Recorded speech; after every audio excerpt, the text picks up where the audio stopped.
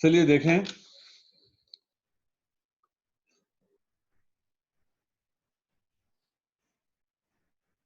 ये प्रारंभिक दर पर हमने देखा था, ये औसत दर पर इनको बदला भाग देके,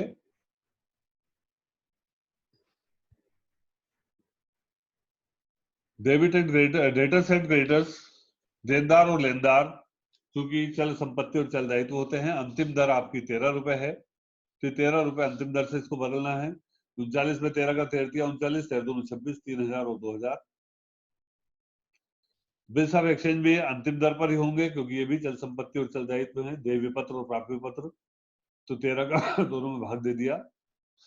सैलरी और वेजेस सॉरी, सैलरी और वेजेस जो हैं ये औसत दर पर बदलाएंगे। औसत दर 12 रुपए है, तो 12 चौक 48, 400 रुपए। देखिए, डेबिट का डेबिट में लिखेंगे, क्रेडिट का क्रेडिट में लिखेंगे आप लोग। रेंट रेट्स एंड टैक्सेस, ये भी औसत दर पर बदलाएंगे। भारतीय 36। सन्ड्री चार्जेस औसत दर पर। फर्नीचर का मूल्य, परिवर्तित मूल्य देखिए दिया हुआ है, मैंने बताया था आपको। ये डेबिट का डेबिट में लिखेंगे, 350 पाउंड प्रश्न में दिया हुआ था। बैंक बैलेंस, बैंक बैलेंस जो है ये चल संपत्ति है, चल संपत्ति है तो अंतिम दर पर, अंतिम दर 13 रुपए है, 13 का भाग देंगे हम इसमें, तो ये 13 का भाग देके ये जो भी आया इसको यहाँ लिख लिया। लंदन अकाउंट, वहां प्रश्न में दिया था 2000 पाउंड, वहां लिया है डेबिट बैलेंस, लेकिन देखो यहाँ कहां पर है, क्रेडिट में है, तो यहाँ पर भी क्रेडिट में ही आप लिखोगे 2000 पाउंड, जबकि वहां डेबिट बैलेंस लिखा है। वो मुख्यालय की पुस्तकों में है, लेकिन शाखा की पुस्तकों में तो वो क्रेडिट ही होगा। अब क्या करोगे, दोनों साइड का टोटल रफ में लगाओगे, ये टोटल भी ये टोटल भी, जो ज्यादा होगा उसमें से कम घटाकर जिधर कम होगा उधर ये लिख दोगे, जो कहलाएगा डिफरेंस इन एक्सचेंज, या जिसको बोला था विनिमयांतर, विनिमय का अंतर।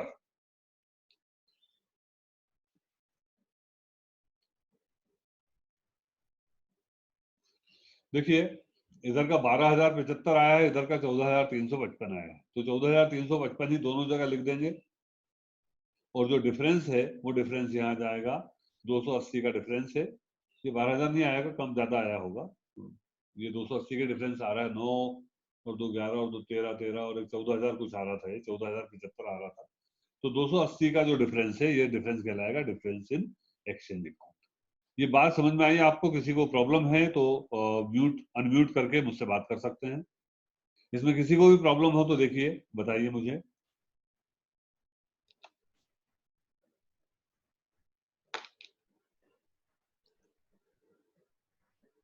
आप अनम्यूट कर सकते हैं, अनम्यूट करके मुझसे पूछ सकते हैं।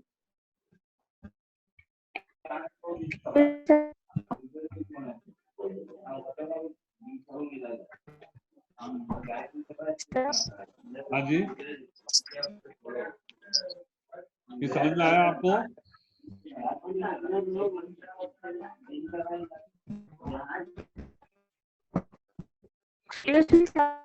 हाँ जी, बोलिए।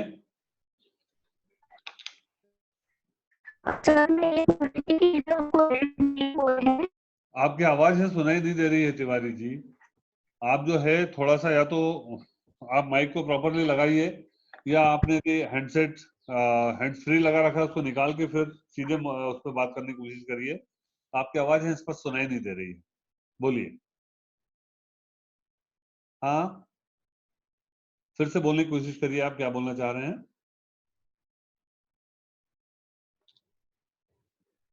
हेलो,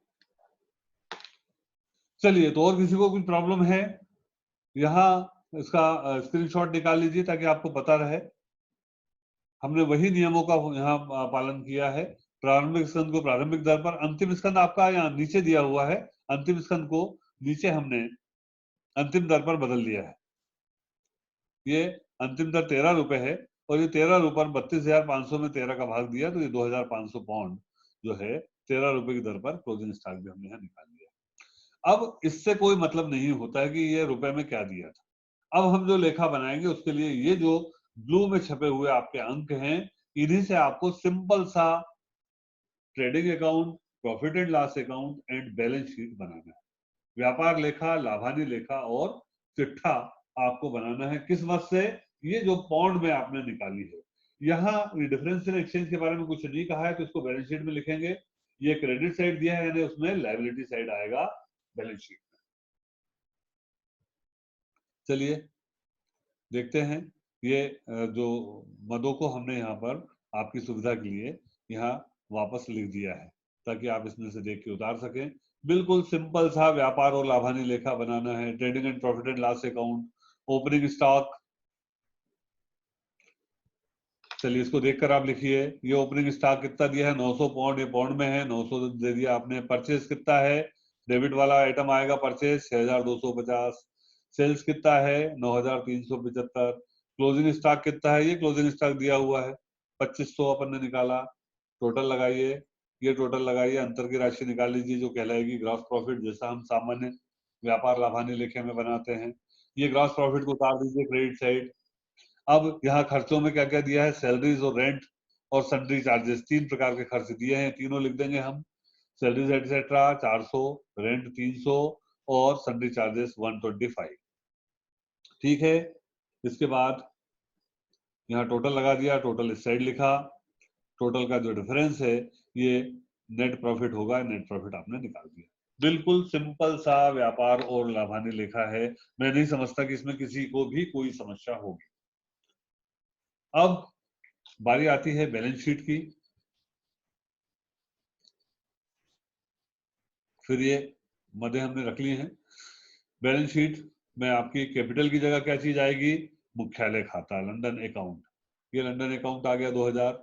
शुद्ध लाभ जो हुआ था, क्योंकि शुद्ध लाभ हम पूंजी में जोड़ते हैं, तो यहाँ भी शुद्ध लाभ को इसमें ऐड, शुद्ध नेट प्रॉफिट हम कर देंगे। नेट प्रॉफिट जो भी निकाला था 3900 पाउंड, ये जोड़ के 5900 हमने बाहर लिख दिया। अब इसके बाद जो संपत्ति और दायित्व है यहाँ उतार देंगे, आपका टोटल मिल जाएगा। संपत्ति दायित्व क्या क्या है देखें। सन्ड्री क्रेडिटर्स, ये क्रेडिटर्स कितने हैं? अब ये अपोजिट चलती है, इसका मतलब क्या हुआ कि क्रेडिटर्स कौन से होंगे? जो इस साइड दिए हैं, 2000 क्रेडिटर होंगे। फिर बिल्स ऑफ एक्सचेंज जो है आपका, बिल्स पेएबल कितने होंगे? 700। ठीक है। इसके बाद ये जो डिफरेंस इन एक्सचेंज है, ये भी इस साइड आया, तो ये भी यहाँ आएगा। ये बाद में चलो अंत में लिख दिया होगा, लिखेंगे इधर ही। डेटर्स, डेटर्स कितने हैं? डेटर्स 3000 हैं। फिर बिल्स रिसीवेबल 800। फिर कैश है, कैश और बैंक बैलेंस जो भी दिया है, बैंक बैलेंस आपको दिया है। फर्नीचर दिया है, ये भी संपत्ति है, तो furniture and fixtures 350। Bank balance, cash balance जो आपको दिया है 2230 रुपए दिया है, 2230 पाउंड दिया है। और क्लोजिंग स्टॉक, इसको नहीं भूलेंगे अपन, 2500 रुपए, 2500 पाउंड। अब जो डिफरेंस इन एक्सचेंज है ये लिखेंगे। डिफरेंस इन एक्सचेंज यहाँ चूंकि क्रेडिट में दिया है तो लायबिलिटी साइड आएगा। अब दोनों तरफ का टोटल लगाएंगे, दोनों तरफ का टोटल 8880 पाउंड आएगा। इस प्रकार से आपका ये सवाल हल हो जाएगा। तो ये आपने आज देखा कि कैसे विदेशी शाखा की परीक्षा सूची को मुख्यालय की पुस्तकों में परिवर्तित किया जाता है, और परिवर्तित करने के बाद हम व्यापार लाभानी खाता और चिट्ठा बनाते हैं। उम्मीद है कि आपको ये अच्छे से समझ में आया होगा। अब इससे संबंधित कोई प्रश्न यदि आप करना चाहते हैं तो प्लीज आपका स्वागत है। आप अनम्यूट कर लीजिए और मुझसे प्रश्न कर सकते हैं आप। हाँ जी।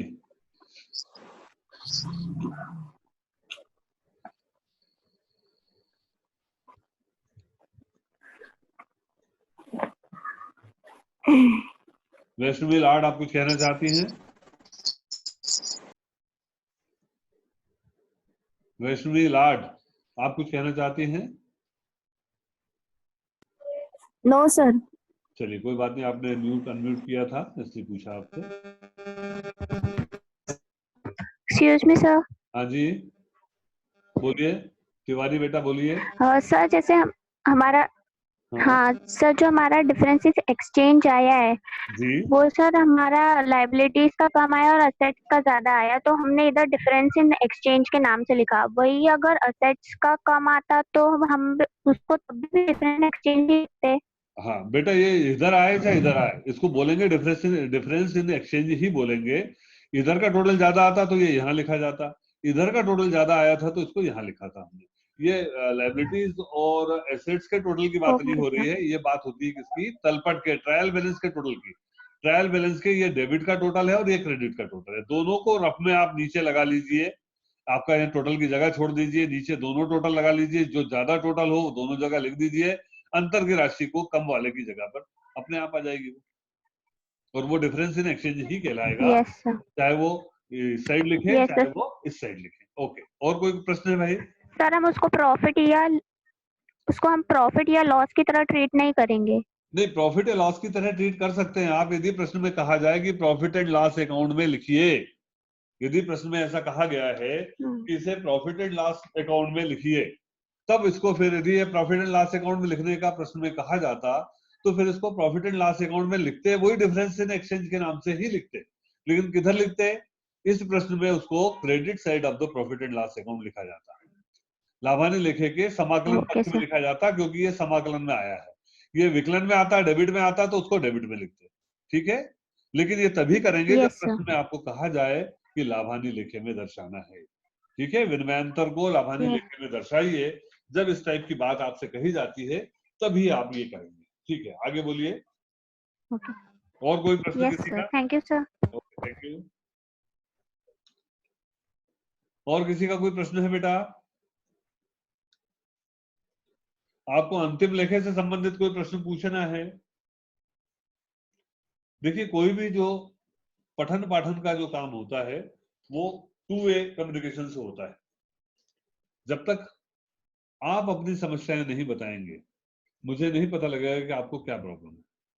तो आप अपनी समस्याएं बताइए और समस्याएं सुलझाइए, वो ज्यादा बेहतर है ऑनलाइन क्लासेस में। कि आपकी जो भी प्रॉब्लम आ रही है, जिसके कारण घर में बैठकर आप सवाल को नहीं बना पा रहे हैं, कोई प्रश्न आपको तकलीफ दे रहा है किसी भी चैप्टर में, तो वो आप पूछ सकते हैं कि सर इस चैप्टर से संबंधित ये प्रश्न है मेरा, मैं अभी जवाब देना है तो दूंगा, नहीं तो अगले सेशन में आपकी बात का जवाब दे दूंगा, ठीक है।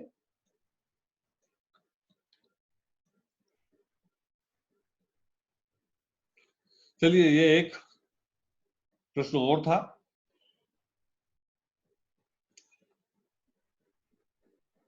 यहाँ जो है मुख्य कार्यालय लंदन में है और शाखा मुंबई में, यहाँ भी वही बात है कि पाउंड और रुपए में है, और यहाँ बोल रहे हैं कि मुंबई और लंदन के बीच विनिमय दर 15 रुपए पाउंड मानी जाती है। यहाँ प्रारंभिक और अंतिम दर नहीं देके सिर्फ एक दर दी हुई है। यदि एक दर दी हुई है तो सभी को उस दर पर बदलेंगे आप।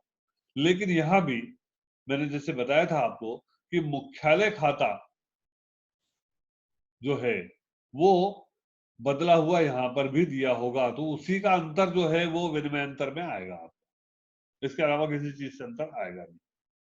तो इस टाइप के सवाल दिए हो तो सबको एक ही दर पर बदला जाता है, जो दर दी है, या एक ही दर दी है तो सबको उसी दर से बदल दिया है। 15 रुपए दर दी है, 15 से बदल दिया है, सिर्फ मुख्यालय खाता जो है वो प्रश्न में जो दिया है उसको एज इट इज उतार दिया गया।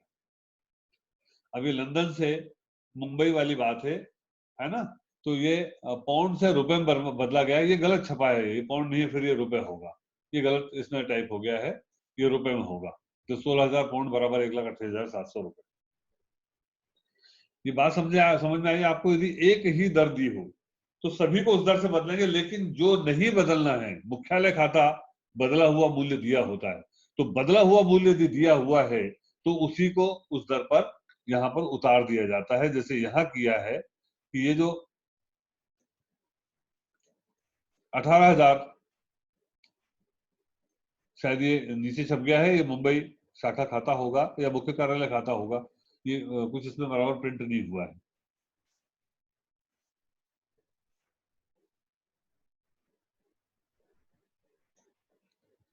ये मुख्य कार्यालय 12,500 पाउंड, शाखा 1,41,150 रुपए।